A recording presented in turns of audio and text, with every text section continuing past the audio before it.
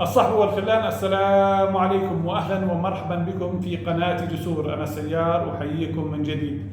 محكمة أمريكية تدين الرئيس الأمريكي السابق دونالد ترامب ب34 تهمة، أي أن هيئة المحلفين المكونة من 12 شخصا، هناك 34 تهمة وجهت لترامب أدانته بها جميعا وأظهرته على أنه مذنب ومجرم. إحدى هذه التهم أنه دفع أموالا نحو 150 ألف دولار إلى ممثلة إباحية معروفة لن أذكر اسمها لأنه لا يهمنا، بمعنى ترامب كان على علاقة مع هذه السيدة، وعندما أراد الترشح للانتخابات عام 2016 دفع لها أموالا طائلة تقدر ب 150 ألف دولار مقابل أن تصمت، بمعنى أن هذا الرجل كان على علاقة مع هذه السيدة وهي اعترفت بذلك، ثم اعترفت على أنه كان على علاقات معها ودفع لها مبالغ لقاء سكوتها عن تلك العلاقة، وبالتالي نجح في الانتخابات الأمريكية. طبعا الآن هو خسر الأموال وخسر السمعة أيضا حسب إذا ما ثبت حقيقة صحة هذه الادعاءات. دانت هيئة المحلفين في محكمة نيويورك بالإجماع الرئيس الأمريكي السابق دونالد ترامب في 34 تهمة جنائية في قضية تزوير سجلات مالية. وقد حدد القاضي في محاكمة ترامب يوم 11 من يوليو القادم موعدا للنطق بالحكم في القضية. ربما يعتقد البعض أنني سأشيد بالديمقراطية الأمريكية وبالقضاء، نزاهة القضاء وما إلى ذلك، لكن الحقيقة أن الأمر عكس ذلك تماما. أنا من المؤمنين إيمانا قاطعا بأن الرئيس الأمريكي مجرد واجهة للدولة عميقة تدير البلاد من الخلف. يعني هل يصدق أحد بالفعل أن جو بايدن هذا العجوز الخرف الذي لا يكاد يسير بشكل سليم على قدميه هو الذي يدير العالم بالفعل، هو الذي يدير الولايات المتحدة؟ الحقيقة أن هناك منظومة شاملة تدير البلاد، وما الرؤساء إلا واجهات لهذه المنظومة لكي يظهروا بلباس الديمقراطية وما إلى ذلك. فيما يتعلق بالعدالة والقضاء الأمريكي، هل يمكن القضاء الأمريكي أن يحاسب زعيما عربيا؟ لا يمكن. هل يمكن أن يحاسب زعيما إسلاميا؟ لكن في أمريكا يمكن محاسبة. البعض يتشدق بهذه العبارات وبهذه الضحوكة أو يعني الكلام المنمق، لكن في الحقيقة أن المنظومة كلها فاسدة من أساسها.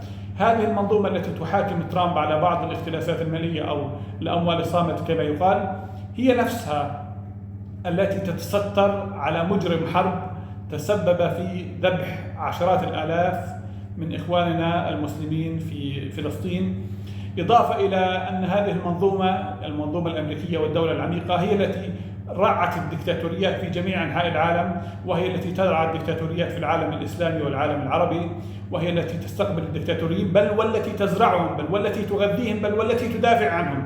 وعندما شهدت بعض الدول العربية والإسلامية نوع من أنواع الثورات وجاءت بأنظمة على غير هوى الولايات المتحدة، مع شديد الأسف قامت الولايات المتحدة بتنظيم وترتيب انقلابات على هذه الأنظمة، وبالتالي الديمقراطية والحريات والليبرالية وما إلى ذلك وغيره من الكلام الفارغ هذه مجرد شعارات لا تصدق على الإطلاق، لا تصدق أي من هذه الشعارات. رأينا مذابح تجري في أماكن مختلفة من العالم وخصوصا لإخواننا المسلمين، ويصمت الغرب عليها صمت القبور، بل ويدعمها بكل ما أوتي من قوة، دبلوماسيا، سياسيا، عسكريا، بالسلاح، بالأموال، بكل ما أوتي من قوة. وبالتالي هذه المنظومة من أساسها فاسدة، من أساسها مبنية على المصالح، من أساسها مبنية على السادية وعلى البراغماتية وعلى النفعية، وما هذه الألعاب التي يتم اللعب بها إلا مجرد ذر للرماد في العيون.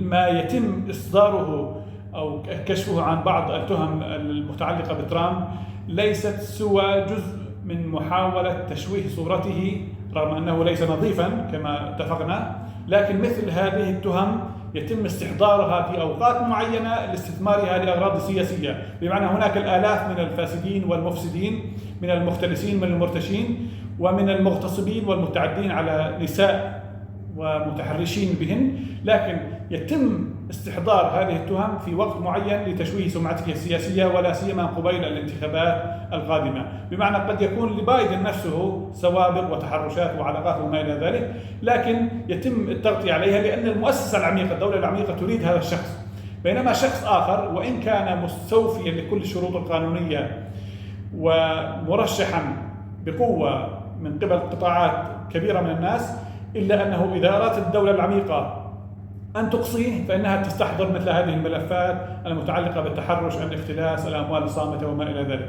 هذه مسرحية، وسرعان ما يذوب الثلج وينكشف المرج كما يقول المثل العربي. الصحبة والخلان طابت أوقاتكم، والسلام عليكم. من جهته وصف ترامب الحكم بالعار، وقال إن الحكم الحقيقي سيكون في الانتخابات الرئاسية المقبلة. هذا ونقلت وكالة الصحافة الفرنسية عن أحد محامي ترامب أنهم سيستأنفون حكم الإدانة في أقرب وقت ممكن. كان ذلك وصمة عار. لقد كانت تلك محاكمة مزورة من قاض متناقض وفاسد.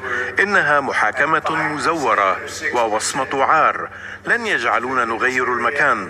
حققنا نتائج تصل إلى 5 أو 6% في هذه الولاية. لقد كانت هذه محاكمة مزورة وشائنة.